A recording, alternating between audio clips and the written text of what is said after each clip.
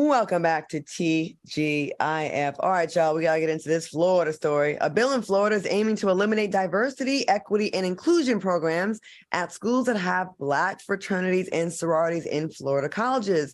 Al and Q, you're both members of a fraternity. What is your take on this and what Florida is trying to do?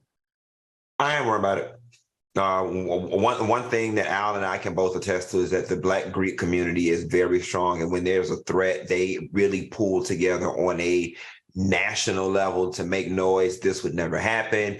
I mean, there's case to be made that if you get rid of Black Greek organizations, then you would have to get rid of the white Greek organizations, not to mention these laws are coming out of Tallahassee. We've got FAMU and Florida State, both located in those cities. I went to Florida State. I was in Tallahassee.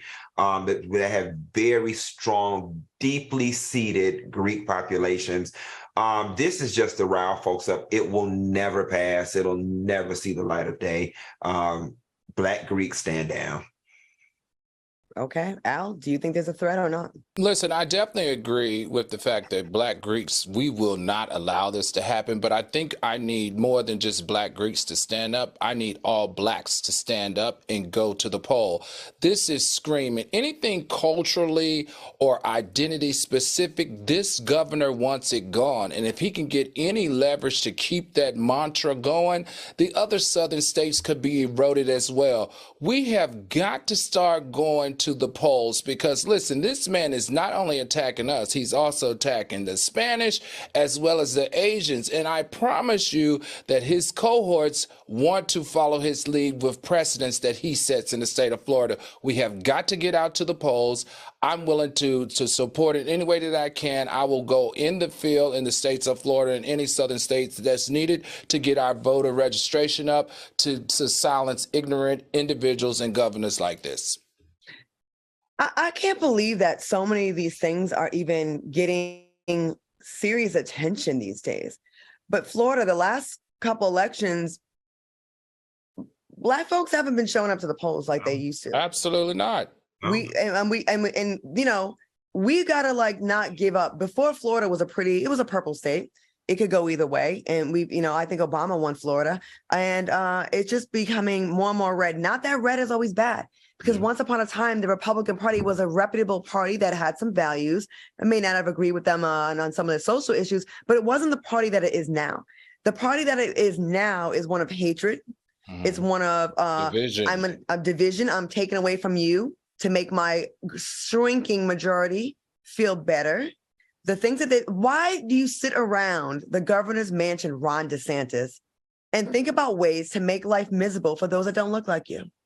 Yeah. It seems like you're putting all this effort in things that should not be a priority. Why don't you worry about trafficking that comes through your state? Why don't you worry about the drugs that comes through your state? Why don't you worry about the rapes that are happening in your state, the robberies, the political corruption in your party? You suspending people in your own party. You suspending people in your government that you don't like their politics. You going after Disney, attacking one of the biggest generators of jobs in your state. That's what you should be worried about, Ron DeSantis. You are so obsessed with Black men. It's giving obsessed. It's giving meet me on Santa Monica Boulevard on Halloween. It's giving what secrets are you having? It's giving what is really going on, because you are really showing what you're obsessed with. Right. And it's very unnatural at this point. Right. Your obsession with the LGBTQ community and Black folks is very telling. I think you want a Black man. That's what I think. I'm sorry. One broke his heart. I mean, the hatred he has for Andrew Gillum. Anyways, I'm sure we'll get into more of that tea with you, Ron DeSantis. All right, y'all. It seems like the turnout for spring breakers may be shortened after a judge ruled to shift enforcing the last call for alcohol in Miami Beach. Oh my God, Florida. I'm so sick of you. I was going to go there next week, but I'm tired of it right now. They want to take it from 5 a.m. to 2 a.m. This is why we go to places like Miami. This call was due to the many complaints about nightclubs from local residents. Let's kick it off with you, Funky. Please, your state, please speak on it. What are your thoughts? So here's the thing, right?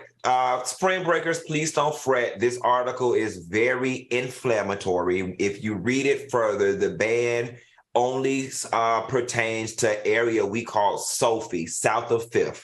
which is from 5th Street on down. That's where Prime 112, Prime Fish, Joe's Stone Crab, the Big Pink, that's where those places are located. And the only club that is located in the area is Story.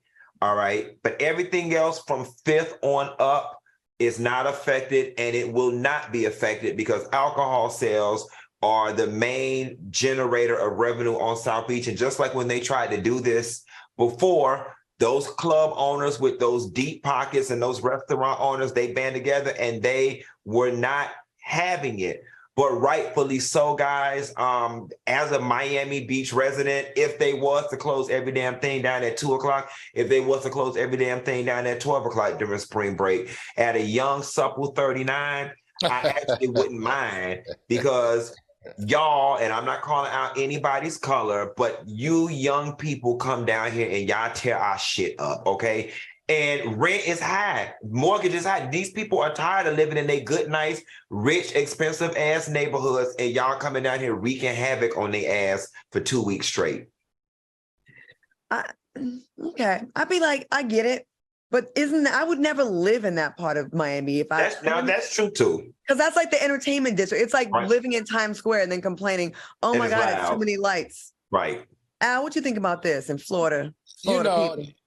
It's so interesting. I've lived on South Beach proper. I've lived in South the 5th on 3rd and Euclid, and I've lived on 16th in Michigan.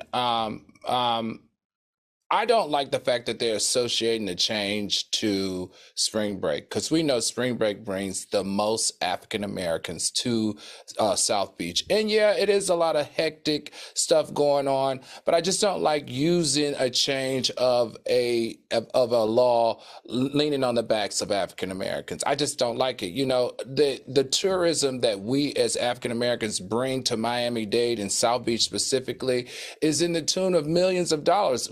Miami South Beach is the 4th largest tourism market in the United States, and we spend a lot of money when we come down there because we like to eat and we like to party and we like to hang out. So that's the only thing I don't like it. I do respect Q in saying that, yeah, it is a lot of commotion, but there also is a lot of commotion during Art Basel. There's a lot of commotion during other festivals that are there, especially the ones that they stay up all night raving. So I'm just saying, I don't like it when you put all the blame on spring break, which is when most of the Black appearances are there.